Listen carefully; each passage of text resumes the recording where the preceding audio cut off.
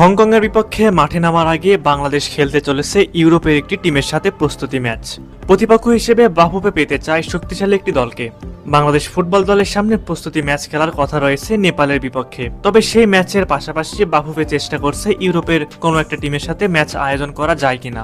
জানলে অবাক হবেন যে সেই দলটি দক্ষিণ এশিয়া কিংবা এশিয়া নয়, সরাসরি ইউরোপের একটি টিমের সাথে খেলতে চায় বাংলাদেশ। কঠিন প্রতিপক্ষের বিপক্ষে খেলে ম্যাচের জন্য প্রস্তুত হতে চায় লাল সবুজ দল। হংকংকে হারাতেই মূলত বাংলাদেশের এমন সিদ্ধান্ত। প্রিয় ভিউয়ার্স, বাংলাদেশের ম্যাচ কবে, কোথায় এবং কোন কোন দলের বিপক্ষে হবে তাই জানাবো এই ভিডিওতে। তাই তো ভিডিওটি না টেনে শেষ পর্যন্ত দেখতে থাকুন। হংকংয়ের বিপক্ষে এশিয়ান কাপ বাছাইয়ের ম্যাচকে সামনে রেখে আগামী সেপ্টেম্বর মাসে কন্ডিশনিং ক্যাম্প শুরু করবে লাল সবুজ দল।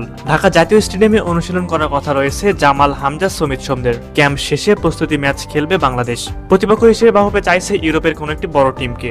মূল দল না হলেও ইউরোপ থেকে যেন দ্বিতীয় বিভাগের কোন টিম খেলতে আসে বাংলাদেশে। প্রস্তুতি ম্যাচে বাংলাদেশের প্রতিপক্ষ কে হবে সেই দল এখনো চূড়ান্ত করতে পারেনি বাফুফে। তবে ফেডারেশন চেষ্টা করছে দ্বিতীয় স্তর কিংবা তৃতীয় স্তরে কোনো ইউরোপিয়ান টিমের সাথে যেন খেলতে পারে হামজা, জামালরা। প্রস্তুতি ম্যাচ খেলার বিষয়ে মাস্টার মাইন্ড কোচ হাবিয়ার ক্যাবরেরা বলেন, ম্যাচটিতে ভালো করা যেন হংকংকে হারানো সহজ হয় আমাদের জন্য। প্রস্তুতি নিয়ে বাংলাদেশ কোচ আরো বলেন, উন্নতি নিয়ে আমরা খুব ইতিবাচক, মানসিক অবস্থা ভালো, গুরুত্বপূর্ণ কিছু অর্জনের জন্য দল আত্মবিশ্বাসী, সবকিছুই ভালো যাচ্ছে। খুবই কঠিন একটা কাজ হবে একাদশ বাছাই করা, কারণ মাঠের সবাই ভালো পর্যায়ে আছে, এমনকি মাঠের বাইরেও বেশ মনোযোগী সবাই। বাংলাদেশ ফুটবল টিমকে এখন আর অবহেলায় ফেলে দেওয়া যাবে না। তারা যে উন্নতির জন্য যথাসাধ্য চেষ্টা করছে সেটা তাদের কার্যক্রম দেখলে বোঝা যায়। বিশেষ করে হামজা চৌধুরী বাংলাদেশে আসায় বাংলাদেশের ফুটবল ধারাবাহিকভাবে উন্নতির ছোঁয়া লক্ষ্য করা যাচ্ছে। হামজা, সমিত সোম, কিউবা মিচেল, তাদের সাথে জামাল ভুঁইয়া, শেখ মোরসালিন একসাথে ন্যাশনাল টিমে তাদের কম্বিনেশন দেখার মতো হবে। হামজা যেহেতু ডিফেন্সিভ মিডফিল্ডার, তাই দলের রক্ষণ ভাগটা অনেক গোছানো থাকবে। পাশাপাশি অবশ্য আক্রমণ ভাগও বেশ ভালো হবে। সুপ্রিয় ভিউয়ার্স, আপনাদের কাছে কি মনে হয় প্রস্তুতি ম্যাচ খেলে কতটা প্রস্তুতি গ্রহণ করতে পারবে বাংলাদেশ?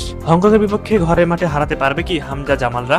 অবশ্যই সে বিষয়ে আপনাদের মূল্যবান মতামত আমাদের কমেন্ট করে জানাতে ভুলবেন না।